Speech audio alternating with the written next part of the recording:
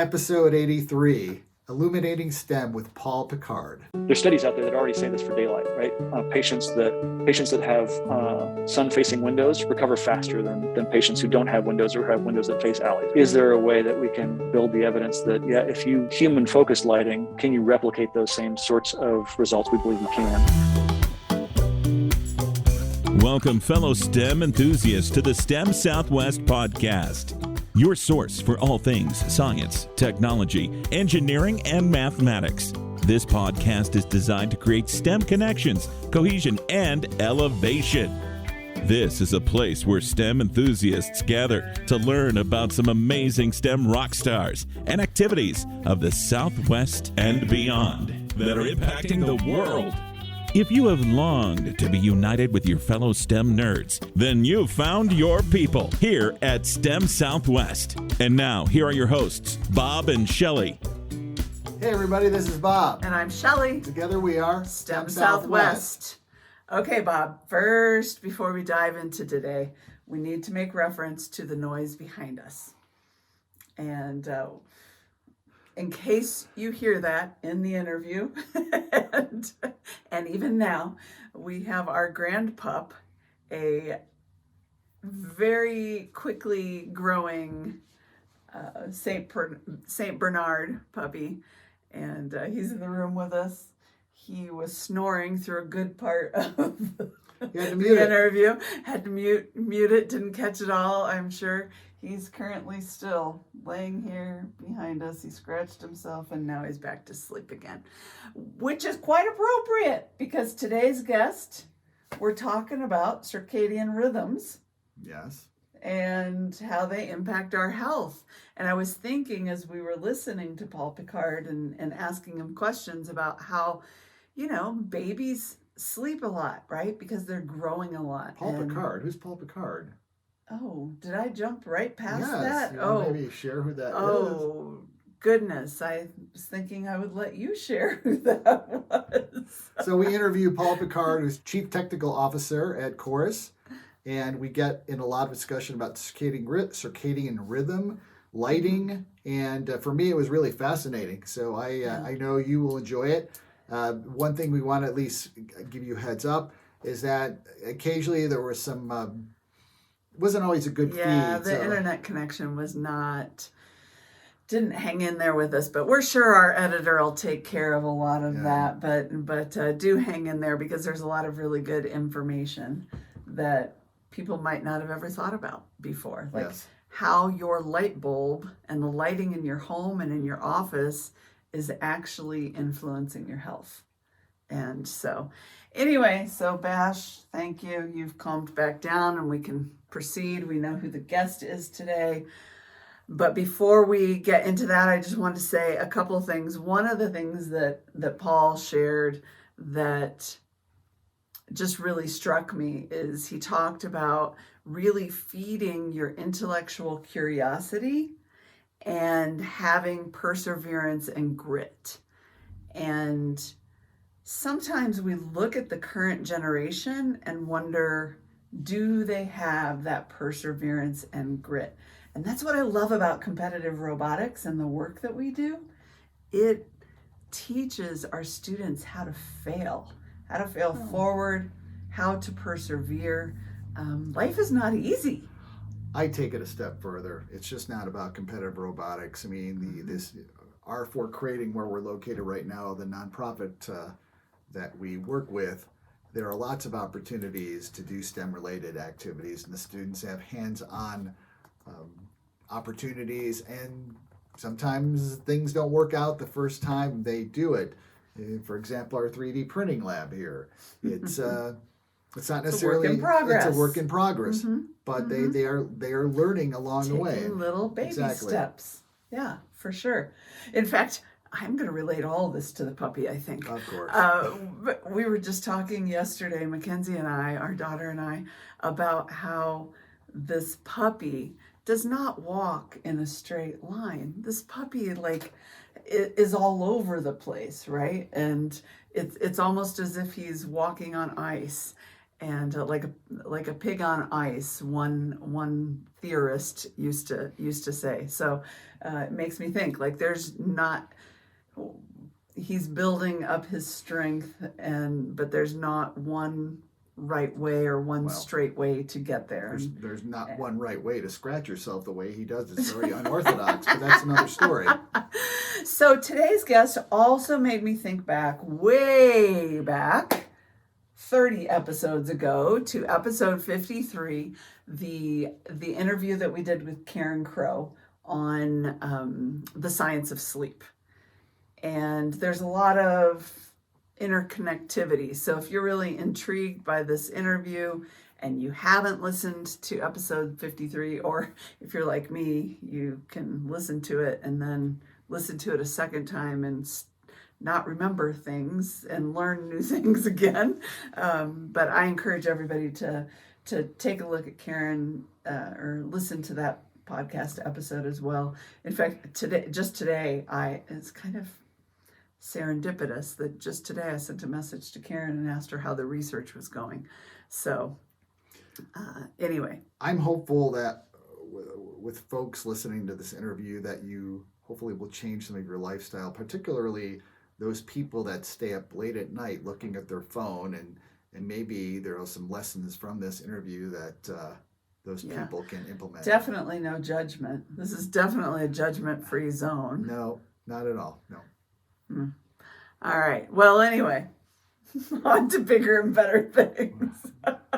Oh, there's more. I do have more. Good. I wanted to make mention of a couple things, and then we'll turn it over to Paul. And there you go. Now you can hear the puppy scratching himself.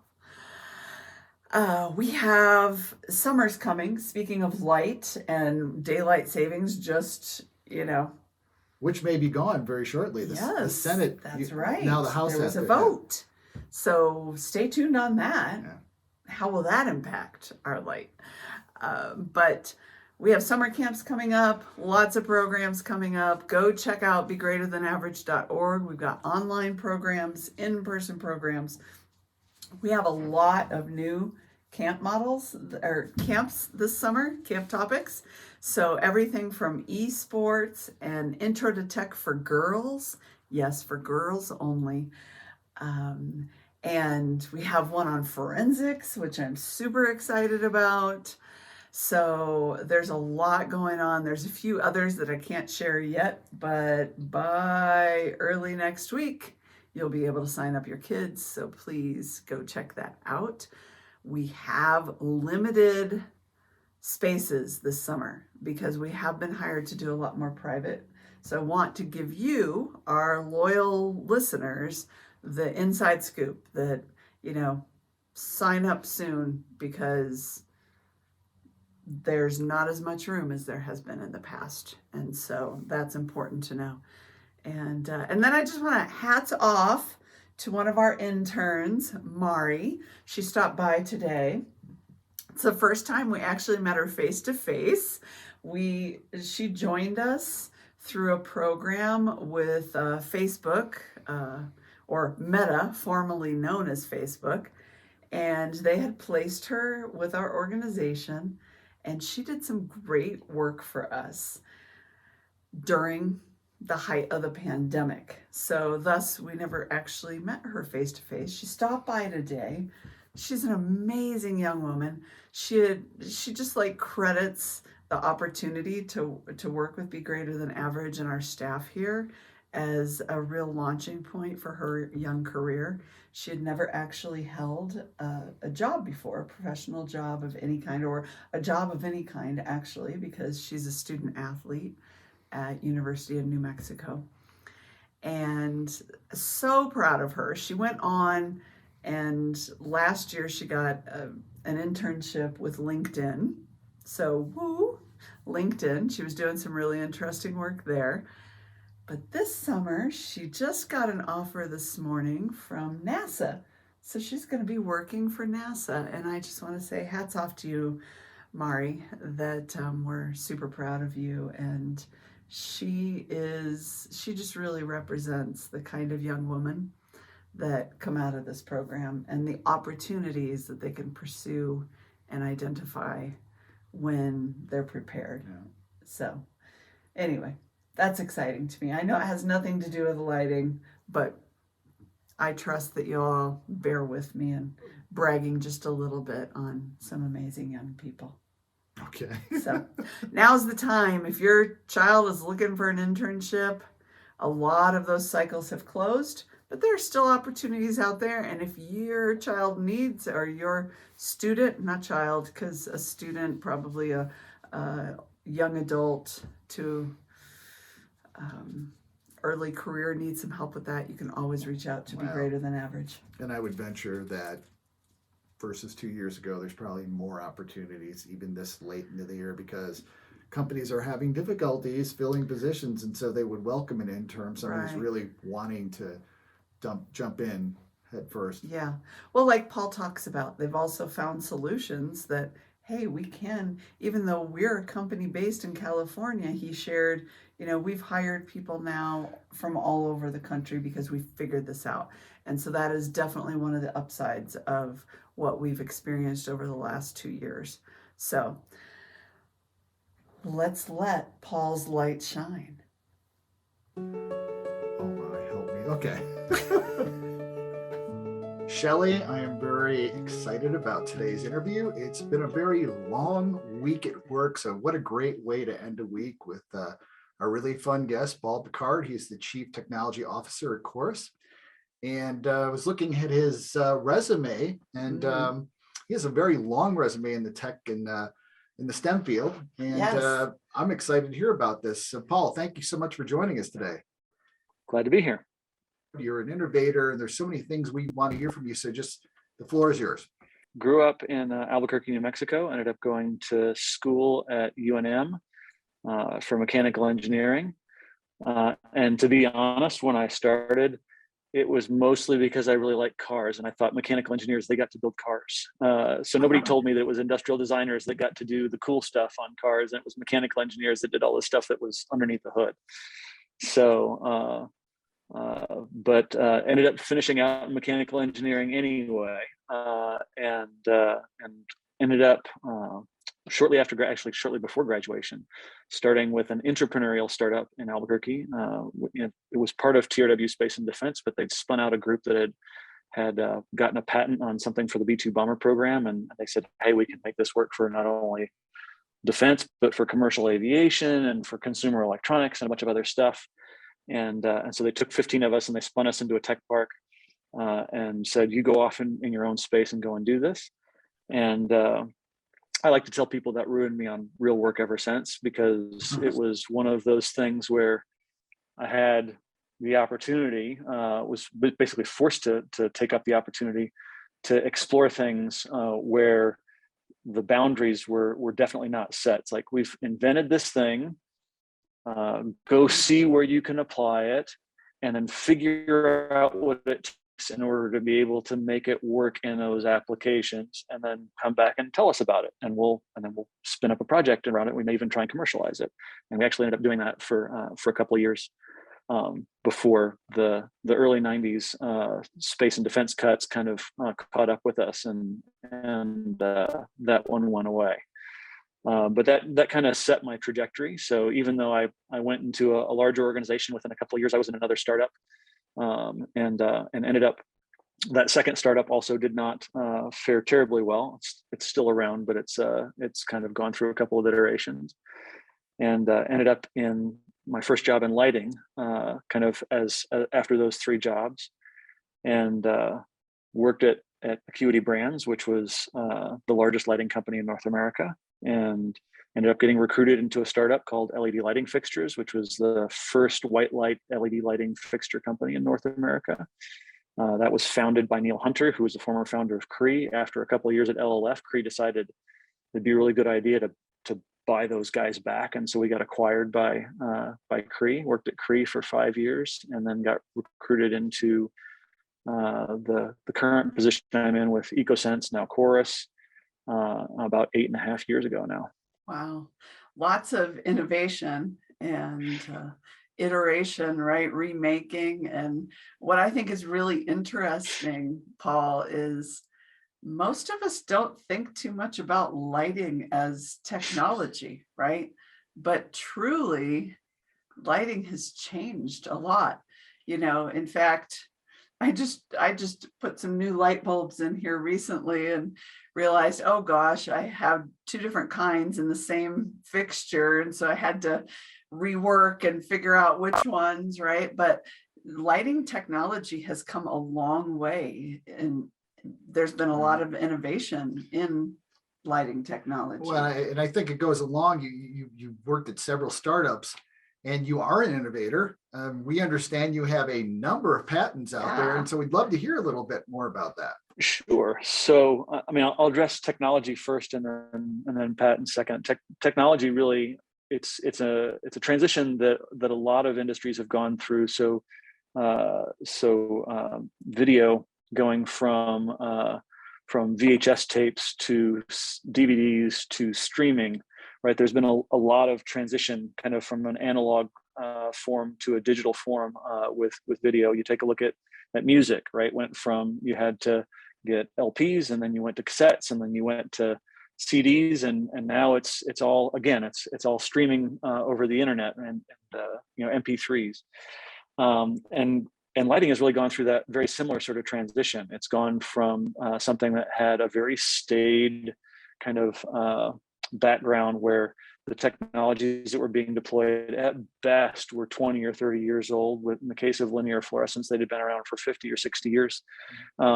And there, a lot of the work that was done early on in my career in lighting was very much about, how do I repackage these things a little bit more cleverly, a little bit more easy to install, a little bit nicer looking, a little bit more efficient. But there was no big changes going on. And then you bring in this digital light source with light emitting diodes, and all of a sudden the world just changes. And the power shifts, because it used to be GE and Osram, Sylvania, and bulb makers basically who were providing the light sources. And all of a sudden now it's Nichia and Cree and Lumileds and others in this space that are coming out and saying, here's these things. Now you can kind of make your own light source. So it really has kind of opened up the opportunity to do really interesting things. And that only is progressing as time goes on. With regards to patents, so I've got over 250 US patents as of right now. But that really has a lot more to do with being in very supportive organizations. Certainly, like starting off in that very first startup and kind of getting oriented towards, hey, here's this patent that we own. Let's think about other patents that we can develop, and start thinking about how you do things that are new and novel and unique, and building technology capabilities that way. That gets you started down that path. But as a for instance, when I was at Acuity Brands, their patent strategy was very narrow. Like, if we have something that's very important, then we will patent it, and kind of that thing alone, to make sure other people don't copy us. Versus a Cree's patent strategy, which was, we're going to patent the thing that we've developed and all the things around it. And that way, if somebody comes and knocks on our door and says, you might be violating our patents, we'll say, well, we've got patents too. Maybe we cross-license instead of going to court with each other, to be able to figure out how to cooperate in this space. And of course, the LLF, the startup before Cree, they were building the patent portfolio as part of their value proposition. Like, hey, we've got lots of patents around this particular innovation that Jerry Negley and Tony Vandeven had come up with. And we built that out very, very strongly, and put a lot of picket fencing around that to say, here's the stuff that we own, and this is what makes us valuable as an organization. So certainly I enjoy it, and I've had a lot of opportunity to work with some really great innovators and some really great patent attorneys. Honestly, they're just as important to the process. But the biggest thing, when you take a look at someone who has a lot of patents, it says a lot about the companies they work for, and kind of what their IP strategy is with regards to filing. A little bit more so than, what are you capable of? Because I could easily have worked for another company that was like Acuity Brands, and I might have had 10 or 20 by now, and not 200 or 250. Such a great point that, it says a lot about the companies that you've worked for and their their value of that intellectual property and protecting that and creating that environment of supporting innovation. So that's fascinating to me. A couple of things jump out. You're talking about technology and developments, and I think just in the last, it's 2022, and I think oftentimes we take granted the technology we can hold in our hand, and how much different it was 30 years ago. And you've lived through all this, and you've seen it, and so that fascinates me. The other thing is, you said over 250 patents, and when was your first patent and that you can remember? Gosh, it would have been Acuity, so probably the late 90s, maybe early 2000s. I'd honestly have to go and take a look. I haven't gone back to take a look at it recently. Well, that's overwhelming. I mean, in a little over 20 years, you have 250 patents, and it does reflect in the company that Right. companies you've worked for that help promote that. And Yeah. that's an amazing number. So maybe for our listeners and viewers that aren't familiar with the patent process, it is not an easy process. You don't just simply fill out a form and it gets rubber stamped. It is time consuming. It is financially intensive. It takes a lot of time. So that's pretty interesting there. So I think part of that is, and Paul, share a little bit more about the mission of Chorus, because all of this has kind of led you to where you're at right now, and the mission of your company and what you're working on currently. So can you tell us a little bit more about that? And you and I have talked pretty extensively about the research that is behind the mission that you're pursuing. So share that with us, would you? Absolutely. So Chorus is a lighting technology company. It has wholly owned subsidiaries that address the LED lighting market in various different aspects, and will continue to develop subsidiary companies. But it's primarily a technology developer, and so the mission really is to improve people's health and well-being through light. And so understanding that there's real impact to be made on people's lives with this sort of technology. The intent is not to patent something and then kind of hold it close. I mean, that is a strategy to say, we did it, nobody else can do it. Chorus's strategy is really, we're going to do things that we think other people have not done yet and maybe not capable of doing yet, and then be able to go and enable the rest of the industry. So we're actively out talking to potential partners, saying, we have this technology, and here's what it can do, and let us help you implement it into your products. Even though that might generate competition essentially for the subsidiary companies, it's better for the overall mission to impact people's lives, to get the technology out there. So that's kind of the focus of the organization. The core of what we're doing and what we've been doing for the past 5 or 6 years really comes out of a discovery that was made not all that long ago. It was in the early 2000s. A group of scientists discovered a sensor in the eye that has nothing to do with vision. So everybody remembers from high school biology, and you have rods and cones, and rods are for low light vision, and cones are for color vision, and you've got red and blue and green in your cones, and everybody's got all that down. Turns out there's actually another sensor in there, and it has no impact on your ability to see, but it has an impact on your body's ability to tell whether it's day or night. So they call these sensors IPRGCs, or intrinsically photosensitive retinal ganglion cells. And not a huge surprise, biologically speaking, that these cells are most sensitive to kind of a pale blue color, like you would see in a sunlit sky. And you're most sensitive to these in kind of your upper hemisphere of your vision, where you might expect to see a clear blue sky. But it turns out that those wavelengths are not particularly well represented by indoor lighting, one. And two, the intensity with which you receive that light during the day indoors is much lower than you would get outdoors. So we have this biological imperative. We've been kind of conditioned over thousands of years to expect a very strong signal, especially in the morning, but a daytime sort of signal that tells our brain, hey, it's time to be alert. Stop producing melatonin, right? This is time to be paying attention and have a great deal of focus on what you're doing. In ancient times, that's, make sure you don't get eaten by a lion or something, right? Pay attention to your surroundings so that there's you've got a high degree of survivability. And then you get to the nighttime, and up until a couple hundred years ago, what was your source of light at night? Well, it was a candle or a lantern or a campfire or something along those lines. You didn't have electric light to be able to light up your home like it's daytime at night. And so, and then if you go further back, and it's basically starlight or moonlight.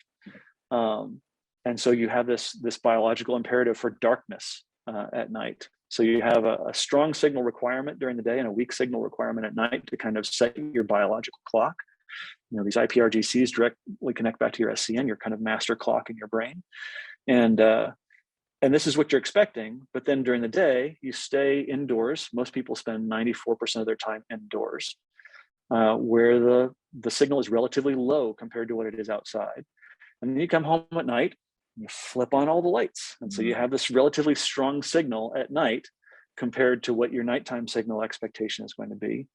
And now you have this very weak signal that you're sending to your brain between what's time to be alert and what's time to be going to sleep. And it's why people will tell you, well, don't look at your phone at night. Why? Well, it's got a lot of blue light. Yes. It's very close to your face, so it's intense. Yes. But the bigger problem is that it's intense compared to what your reference is, your body reference is. So you haven't had a really strong signal during the day, or a really strong signal at night. Your body's going to go, oh, I'm seeing a lot of blue light compared to what I've seen throughout the day. I better stop producing melatonin. And now you're going to sit and stare at the ceiling for a couple of hours after you put your phone down because your body's not geared up for going to sleep. So we really feel like there's a huge kind of modern life issue that nobody's really been paying attention to when it comes to lighting. The consumer electronics industry has actually gotten out in front of everybody on this, like, hey, pay attention, do night shift, do dark modes, do things that are going to have less impact on your circadian rhythm, but they're really kind of only addressing half the solution, and they're not doing it terribly well. So the intent of Chorus, the technology that's been developed, is really to take that daytime signal and boost it, right? So include some of the wavelengths that you would get outdoors that you don't typically get in interior lighting, and then at night remove some of those blue wavelengths so that you decrease that signal. And you're not going to get it to the same as daytime brightness and night, but you want to create some additional separation, create a stronger melatonin cycle, get your circadian clock basically tuned to what it should be, and then there's all sorts of benefits that come out of that beyond just getting good sleep.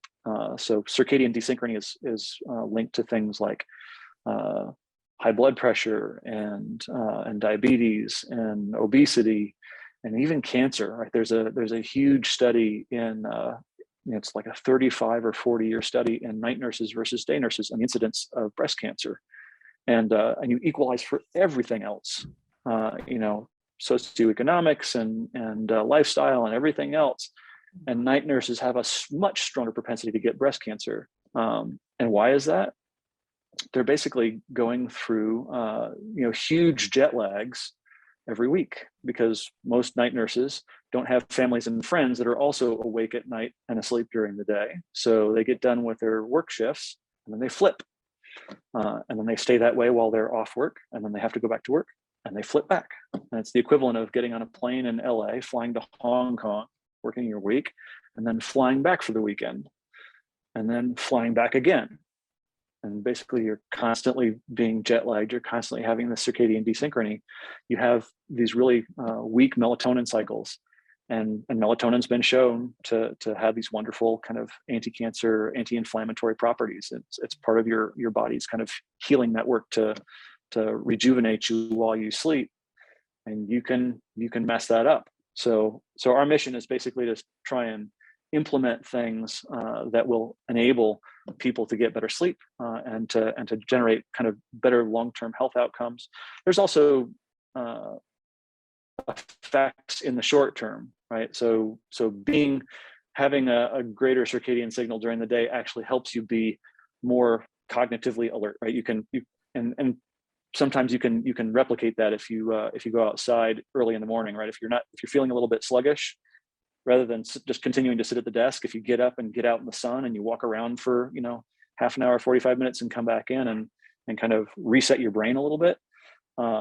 Basically, we're trying to bring as much of that indoors as we can, given the limitations of the technology. Another reason that you should continue those afternoon runs that you do every day. Yes, and perhaps another reason why you shouldn't be staying up late with your phone at night as well. Oh, goodness. Well, it's making me think back to the interview that we had with Karen Crow on her sleep studies and all of that. But I digress a little bit. I think this is so important. So you say that you're setting up these situations and using lighting to do this. Tell us a little bit more about how that actually works. Like, what does that mean? So, the first products, the technology's been developed for the past couple of years. We've been seeding the technology to circadian sleep labs and some other folks around the country. We have another major study going on with the Western States University that's going to be doing an in the field study with people. But the long-term vision is essentially to have a connected system of lighting and supportive elements. So this is technology that can be implemented into your laptop screen or into your computer screen or into your television screen as well. Anything that creates light, you can basically do this sort of alchemy on to improve your daytime input and to decrease your nighttime output or input of blue light. So the long-term vision is, well, people are wearing sensors around on their bodies, and over time, we'll be able to come up with ways to basically infer through those sensors what your circadian state is, and of course your devices know what your calendar looks like, and so they know if you need to, like, for instance, if I was going to have to get up to make a 6 a.m. flight out of LAX next week, that would mean my alarm was going to go off at 3 o'clock in the morning that particular day. If I wanted to be coherent at 3 o'clock in the morning, I'd probably have to start going to sleep earlier. But left to my own devices, I probably won't.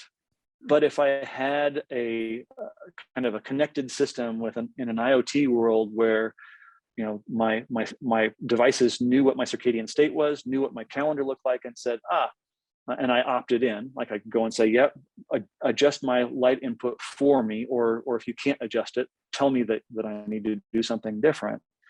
Then when I'm sitting in front of my computer and it knows I should be going to bed earlier, it can take the blue, substantially reduce the blue in the screens that are in front of me earlier in the evening. My overhead lighting can change to reduce the amount of blue in earlier in the evening. And if it can't get my kind of light diet appropriate for going to bed earlier, it might even give me an indication like my watch does and tells me, all right, it's time to stand up now. Well, it might say, hey, if you're really interested in going to sleep when you want to, go put on a pair of blue blocking glasses. If you're trying to cut down blue, or if I'm trying to shift my circadian phase to wake up a little bit earlier and go to bed a little bit earlier, maybe it says, well, you're not getting enough light. If you can't go outside, go look at a light box for 10 minutes, right? You need to get intense white light, and you need to get it now in order to basically make it so that your clock is appropriate for what you're trying to do. So, the long-term vision is this kind of closed loop system, right? I sense what's going on. I generate an intervention, which could be a recommendation, or it could be actually just changing the devices that are around me to support my circadian health. Mm-hmm. I can then go back and check that data source and say, right, we did the intervention. Did things happen with the biology in that person that they should have? And over time, we should be able to basically dial in, an N of one, basically to get down to an individual's algorithm that would say, we know what it takes to be able to manage your light diet appropriately, because people's reactions to individual people vary quite a bit in terms of their reactions to light.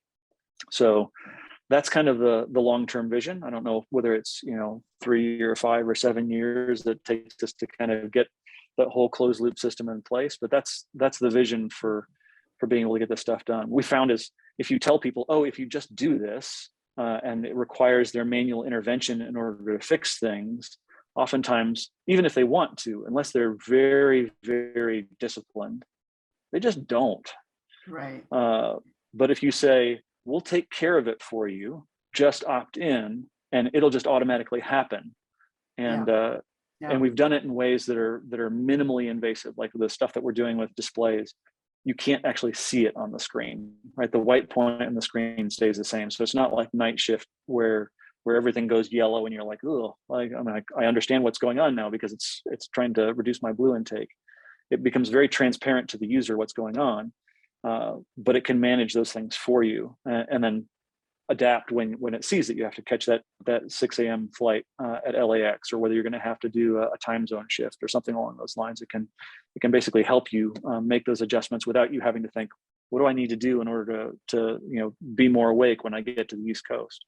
That's really fascinating, and to me, like my brain is spinning a little bit here.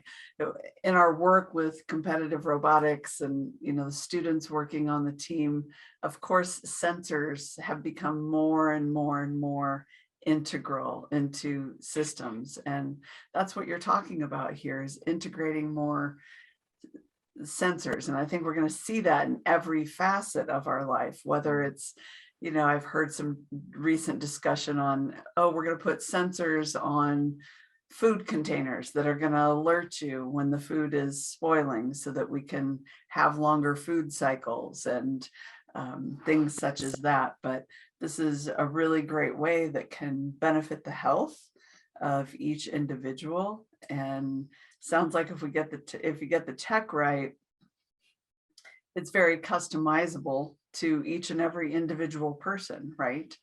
It is, and I was just thinking, we're talking about the individual perspective, what works with each individual, and you talked about partnering with other companies. What about the general office environment, the lighting in there? How is that tailored to something like this?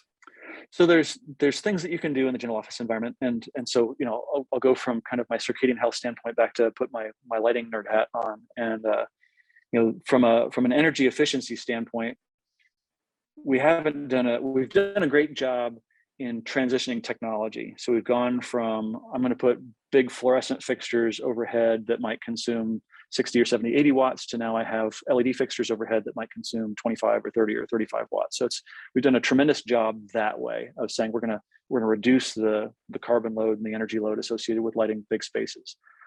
But there's another opportunity that actually serves both individualization and human health well as reduces cost, which is in large open office environments, as opposed to lighting everything at a high uniformity level to basically say everything's going to be at 35 or 40 or 50 foot candles.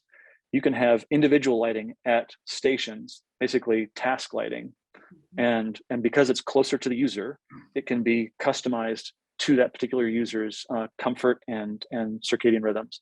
But also it turns out it's a lot more energy efficient to light the entire office at 10-foot candles and just have the local area around where someone's sitting at a desk be operating at 35 or 40 or 50-foot candles than it is to try and uniformly kind of peanut butter that high luminance level across the entire office space. So I think both from an energy efficiency standpoint and also from a customization and human health standpoint, that's a path for moving in the future. But even in the short term, like if you said, well, office lighting is what it is, right? It's just big open offices with overhead lighting fixtures.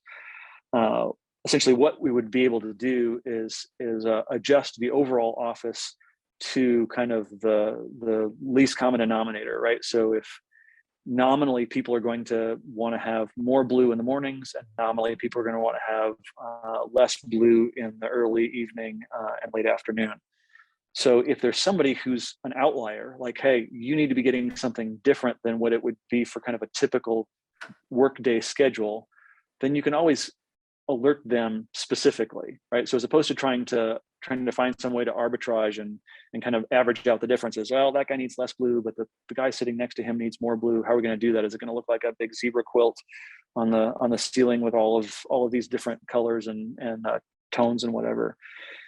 You just go and tell that guy who needs something that's different, hey, you really need to get outside, right? We're doing the best we can for you, but you need a intense burst of light. Or hey, this is supportive of people who are going to be going to sleep at 10 or 11 o'clock at night, but you need to be getting to sleep at 8 o'clock tonight because you're going to be getting up at 3 o'clock in the morning, and you need to get someplace darker or put on blue blocking glasses or whatever it is that's going to kind of preserve your circadian health.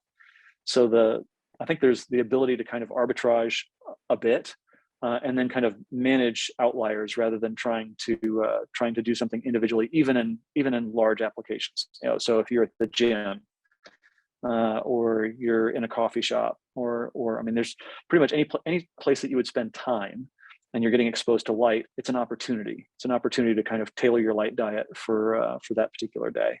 Yeah, when you were talking about this, and maybe this is further down the road, but just the whole thing about, you're talking about taking the 6 a.m. flight, and I think travel is perhaps one of the more exhaustive things. I traveled for a number of years, and the feelings of jet lag and the lighting in the plane, and how it's never conducive to what you need it to be. And I don't know if that's been considered or anything. Or I think what you're seeing today, so it's been a while since I've been on a trans-Pacific flight, as it has been for everybody.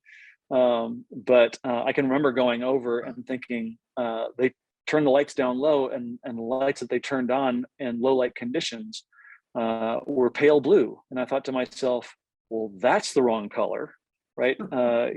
It's dimmer, but you're now doing it in a sleep disruptive color for everybody who's trying to go to sleep. And I'm sure it's just that it looks cool, right? It was someone looked at that, and there was an interior designer that said, that looks high tech, that looks pretty cool, let's do that. Because doing something in orange or red or whatever, they're like, oh, nobody's going to want that, it's not going to look nice. But it's what we should be doing, okay, well, if you want to have something that allows people to see but doesn't disrupt their circadian rhythm, there are things that you can do. And it's just not been a focus, right? Most of our focus has been, how much energy do I spend on it? Does it look nice? And am I tripping over things, right? Is it bright enough for me to see my way around? And for 100 years, that's what artificial lighting has been about. And we hope to change that. So much to think about on this topic, Bob. yes, But I know that you have a question for Paul that he might not be anticipating. Listen, I was going to wait toward the end, Oh, since you've okay. kind of thrown this awkwardly in. So you have an interesting, certainly technical background, but I'm curious about something that happened, I think, in the late 80s, early 90s. Top 20 presenter. And so I'd like to know a little bit about that. And if you have a special voice you used, or what little background of that. Sure. No, I worked at a little radio station called KLYT in Albuquerque, and that was a Christian radio station that was located in the Heights, and they, being a nonprofit, they were always looking for people to get on the air, and they had a little broadcasting academy where they would solicit volunteers to come in and learn how to run the radio station and get on air. And so I did that for a couple of years, and after a while they said, hey, our top 20 guy, is wanting to take a break. Did you want to take over the top 20 show? So I ended up doing Saturday mornings for a while, for about a year and a half, I think, and did the top 20 show for KLYT. But yeah, a blast from the past for sure. Just call him Casey Kasem. Paul Pickard. I was by far not the most natural person on the radio. There were some amazing personalities at that radio station at the time, and I was very privileged to be able to kind of rub elbows with them. Some of them went on to be radio personalities at major radio stations in Nashville. Peter Benson had been on KKOB in Albuquerque for a long time and was at K-Light at the time. Just a really great group of folks and super talented on-air personalities. So I was just there to kind of help pick up the slack on the off hours and whenever they could use me. Well, I think it speaks to, one of the things that we find ourselves talking about here is the ability to continue to learn new skills and challenge yourself, right, in your career, and do things that are not always the easiest, but stretching yourself in a way. And we often talk with our students about how critical that is for their future. And that just added another skill set to your toolbox, right? So yeah, you may not think that you were as good as all of them, but you held your own, you learned something, and you took that forward with you into an ability to do more public speaking, perhaps. Exactly. To get into more. I mean, you've done an amazing job of explaining to us a very complex subject, truly. And so that's really. So that's the other thing with our students. We often talk about when they're in their competitions, they have to talk about a product that an engineer has developed. And I've been in a number of rooms over my career where the person you don't want to be speaking about it is the engineer that developed it. You want to have the person actually knows it and can communicate it.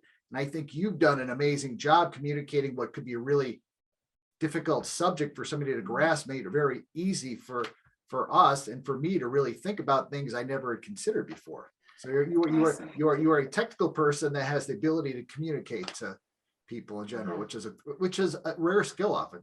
Yeah. Such an important skill to develop. So tell us what's next. Like, what's the future? Where's Chorus headed with all that you're working on, and what can you share with us, Paul? So, Chorus is we're actively developing products that will be launched later on this year, and so the portfolio companies will start to integrate these technologies over the course of the coming couple of years. We're also actively seeking partnerships with organizations that want to integrate this technology into their own devices, and then we're primarily a lighting company for consumer some consumer and some commercial lighting right now. But we'll probably be branching out into other technology areas over the course of the next 2 or 3 or 5 years. And so you'll expect to see kind of new applications of those spaces where those things can come into play over that time frame. Yeah, well, actually, I was just thinking about Chorus in general. You said you've worked with a lot of companies. Who are some of your partners? The company itself, how large is it? Is it global? Some of those questions as well. So the company started off as a company called EcoSense Lighting. It was founded by George Mueller, who was the founder of a famous LED lighting company called Color Kinetics. Color Kinetics got bought by Philips for $800 million plus or minus back in the day. One of the big success stories in LED lighting. And George decided he was going to start up his new company. And that was EcoSense, and they took their first venture money in late 2011. The current CEO, who's a former CEO of Belkin, Mark Reynoso, he took over the CEO job in 2012, and I joined in 2013. And at the time, we were less than $10 million in sales. It was a little itty bitty company. And just kind of getting its feet wet, and now over the course of the past few years, we have acquired a company called Lumium here in Southern California. They did suspended linear LED lighting. We acquired a company called Sora. It was founded by the Nobel laureate Tsuji Nakamura, the one who invented the blue LED. And we just recently acquired another LED lighting company here in Southern California called Tempo. They focus on architectural as well as cinema lighting. So we've made a number of acquisitions, but even before that, we were an international company. So So there's an office in Hong Kong that mostly does sourcing and quality and a little bit of logistics. Now we've got folks all over the world. So we've got sales folks in Europe and Asia, salespeople all over the United States, and post-pandemic, we've hired people all over the country because we figured out how to have everybody kind of work remotely. And so it opened up the opportunity for us to start taking a look at folks that weren't necessarily in Los Angeles and didn't necessarily want to be, but still wanted to come and join Chorus as part of the mission that we were undertaking. And so now we have people that are in Boston and the Bay Area and Raleigh, Durham, and Miami and Dallas. And so we've got people all over the country. I think we're up to 200 and some odd. I can't remember what the total number is now, but we have an office the main office is in Chinatown. And we have a facility in Fremont, California. That's the former Sora folks. And we have a facility that's doing assembly as well as design and development in Tustin, which is Orange County, just a little bit south of Los Angeles. So, I mean, as Chief Technology Officer, how many people are under your supervision? Yes, so at varying times, I have managed all of engineering. Thankfully, I'm not doing that right now. So I have probably 6 or 8 people that are working for me. 3 PhDs that are doing research, kind of fundamental research and development, and a physicist, and a number of technologists that are working on kind of device level innovation. So, building LEDs from the ground up, starting with base materials and chips and kind of assembling all this stuff together, and then putting it on test. And one of the things about LEDs is you can't tell what you've got until you've tested it for about 5,000 or 10,000 hours. So it's not a fast process. You kind of have to put something in the oven and check back on it every now and again and see how it works. So these are all folks that are looking at things that are fairly far in the future. We've been able to recruit a really, really solid industry veteran to come in and manage the engineering team now. And he's taken over the majority of those folks who are focused more on, hey, let's execute on what product's going to launch, this summer or next fall or next year. So we've got a lot of young people we work with. Several have just went off to school, to college and that. What type of educational track should they be pursuing if they want to get in this particular area of technology? So, I mean, there's a number of ways to get into the space, right? So if they're very specifically interested in lighting, there's a number of illumination engineering programs across the country. The most famous one is at CU Boulder. They've got a great illumination engineering program. We've hired people from that program before, and I've got many friends that have graduated from that program. There's also the Lighting Technology Center at Rensselaer Polytechnic out on the East Coast. So those guys are great. And there's a number of other programs around the country that are lighting specific. But there's all sorts of different avenues in, right? We do a power supply, basically driver development. And these are electrical engineers that work in power conversion. And so it's not really specific when it comes down to it, but the application of the technology towards lighting is very, very crucial for us to be able to execute on the sorts of designs and capabilities that we want. So we have a number of people that didn't come from a lighting background at all. They came from a power background, and now they're basically supporting that. And then we've got folks that are in industrial design because we build products that people hold in their hands, and so we want to have the capability to understand user experience and the capability to understand ease of installation and how these products perform, not only when they're sitting on a table and how they look, but also how they kind of operate through the entire interaction, the entire life cycle. And then mechanical engineers, right? So it's what got me into the business in the first place. Being able to understand how to build lenses and housings and heat sinks and all the different things that go into to kind of capturing all of that stuff and integrating it together, even without a lighting background. That's something that you can kind of step into to say, all right, well, I like building stuff in CAD, and I like making products that you can hold in your hands. This is another avenue to be able to basically pursue that. And that's just the technical side of things. Obviously, we've got brilliant folks on the marketing side. We've got great folks on the sales side. There's all sorts of different methods for getting involved. So we've asked you questions. I felt like we've had a good conversation. Is there anything else you'd like to share with our audience that we haven't covered? I think there's a perception, at least there was certainly when I was in school, that you kind of had to pick something. And the thing that I've come to realize over the course of my career is that what you pick in college is less important than kind of the practice of learning and the practice of basically driving yourself to figure stuff out. Because if you kind of cultivate this desire, this intellectual curiosity, and honestly the stubbornness to not give up when things don't go the way that you're expecting them to, the opportunities to be able to step into all sorts of different things. I didn't start off in mechanical engineering school thinking I was going to be working in biologically effective lighting at this career. It just kind of happened.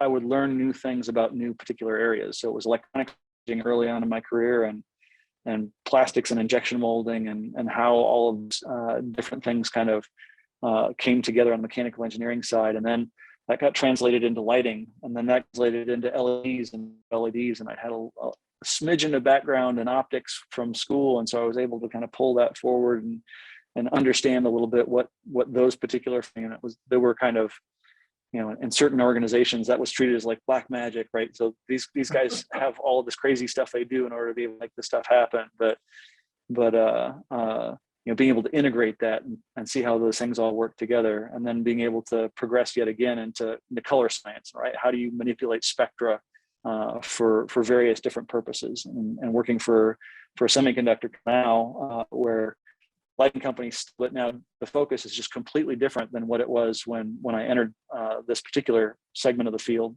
23 years ago, and a willingness to not know what you're talking about, right? To walk in and go, I'm going to be willing to kind of get something for a while, so until I can figure it out, and not kind of having to sit back and say, well, this is the thing, no, and therefore this is what to do. When you're talking about that, I mean, one of the circles I travel in, they would call something like this the talent stack. You pick up things along the way, and you see how they integrate, and you're always willing to learn, and you grow over time as a valuable individual versus staying in one track and just relying on that. But it's I like that advice. Absolutely, so important. So tell us, Paul, what can our community do to support the work and your work at Chorus? So, we're always looking for sharp technical people. So if you're a mechanical engineer, or you're an electrical engineer, you're a firmware engineer, you specialize in FPGAs, basically, you're an optical person, take a look at our webpage, and lots of positions posted. So always happy to see new showing up there and new opportunities to welcome new team members. With regards to kind of the broader mission of the organization, especially for folks that are involved in the built environment for more vulnerable communities, people that are very affected by these sorts of inputs, but may not have as much flexibility to be able to interact and basically control that. And so this could be assisted living facilities, hospitals, dementia care facilities, places where people don't have as much control over what the how it might be affecting them, and being able to kind of optimize that for their recovery. So for people that are operating in those different spaces, the opportunity to partner with us or someone who has adopted our technology in order to be able to kind of get the stuff out into the real world. And there's studies out there that already say this for daylight, right? Patients that have sun-facing windows recover faster than patients who don't have windows or have windows that face alleys or things like that. So it's known for natural light, and so now, is there a way that we can start to build the evidence that if you do human-focused lighting, can you replicate those same sorts of results? We believe you can in places like hospitals and assisted care facilities. So if anybody's interested in having a conversation about those things, then we'd be happy to talk to them. More broadly, I always tell people, and people say, well, what's the best light? Just go outside, you'll see it. So I always encourage people, right? If you can figure out a way to do it, get outdoor light every day. And if you can, do it in the morning. It's even better if you can do it in the morning. But if you can't, just get out at some point during the day and spend half an hour, 45 minutes, an hour outside, because it will improve your life. Nothing would please me more than to say, well, the entire world has basically shifted from kind of their typical modern living into something that doesn't require our technology, but it's not going to happen. But for those people that have the flexibility to do so, I encourage them to do that in the meantime, because I think it really could make a big difference in terms of kind of our collective health as a country. Yeah, it's really interesting, the rise of anxiety, we attribute it to maybe things like the pandemic, but at the same time, you wonder what sort of situations could be causing that. Could this be one of them? And I really believe that it's true. I mean, the difference, I think we can all kind of do our own little scientific study. The difference in being inside all day, like we were talking about, for instance, my office does not have a window. However, the big conference table right outside my office faces 3 windows with an incredible view of the mountains. So I often find myself out sitting at that conference table because I can feel the energy difference just in myself. And so I think that we can all kind of feel that if you've gone outside on a sunny day for a walk, just how rejuvenating that is. And not just for the physical exercise, but obviously the lighting. Well, I mean, that's been, for lack of a better way to say, that was a blessing of COVID for me, because when COVID started in March of here in the US in 2020, I went out, I've made a commitment to go out every single day and get natural light, get exercise, and I feel a lot better. But I know we don't have time to get into that, but you really made me think about the assisted care facilities. The people, as we get older, right? There may be a tendency to become more of a shut-in, and trying to develop those lighting systems to perhaps improve their life versus just laying there. Laying under big, long fluorescent tubes, right? That don't energize anyone, but do provide good lighting. I'm thankful for them, thankful for those tubes out in our garage. I was just literally thinking about that this morning because one of them was not working correctly. It finally snapped on, and I'm like, wow, I can see so much better with that light on. Anyway, so Paul, how does our audience get in touch with you? What's the best way for them to reach out? Sure. I mean, they can certainly drop me an email. It's paul.pickard@chorus.com, or they can find my profile on LinkedIn. And I'm happy to interact with anybody there. And I'm happy. So I've done it in the past, and looks like, fingers crossed, we're getting to a point where people are actually going to start traveling and meeting together again. I've done presentations on LED technology, on this sort of topic, on all sorts of different topics in public spaces before, public speaking. So if someone's interested in having a local group kind of hear about some of these topics, I'm happy to do that as well. Wonderful. Well, thank you for joining us today on STEM Southwest Podcast, and we really appreciate your journey and your willingness to share it with us today. Hey there, this is Shelley, and I am so glad that you have stopped by STEM Southwest. Can I ask a favor? If you've gotten some value out of our episodes, if you are just powered by nerd power and are excited about what we're doing, or if you're new to us and you've got just an interest, subscribe now to help us grow by doing that. Then take a moment and give us a review on iTunes or your favorite podcast player, because we could use your support and help. We are trying to raise up an army of STEM Southwest supporters. And then last, think about sharing our podcast with your friends, your families, or even complete STEM strangers, because, it's all about making the world a better place and having more STEM rock stars highlighted and connected. Stop by our website if you're looking for resources, and you're going to find a lot of things that's going to grow over time. So continue to stop on in and join us. Subscribe now and support STEMSW.com.